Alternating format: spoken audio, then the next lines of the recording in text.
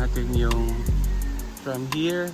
Yung sinasabi nila na second level. So yung makikita mo mga aside from the falls of Darana, hanggang dadaan dito sa bridge.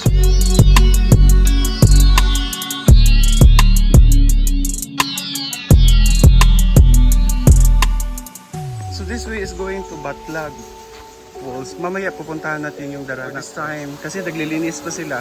Sa entrance, 100 per head ang babayaran na.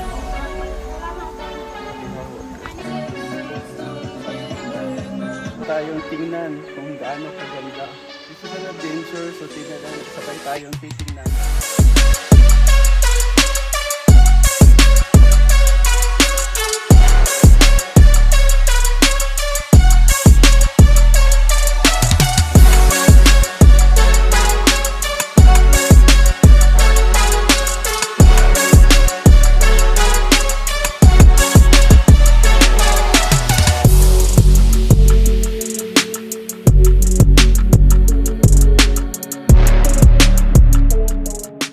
Na dito kayo kasi sa Darana ko lang overnight.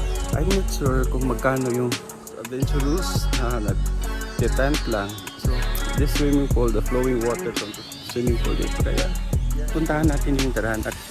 So meron pa palang papuntahan dito sa Batlag. Akala ko yung falls and the Blue Lagoon, kaya ito yung pupuntahan natin. Hingal.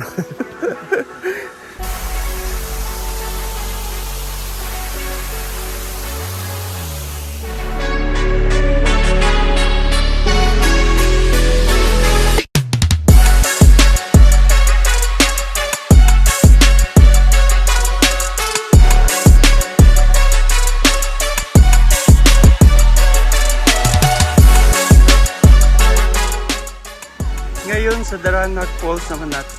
Sa bunga hindi mo makikita yung falls.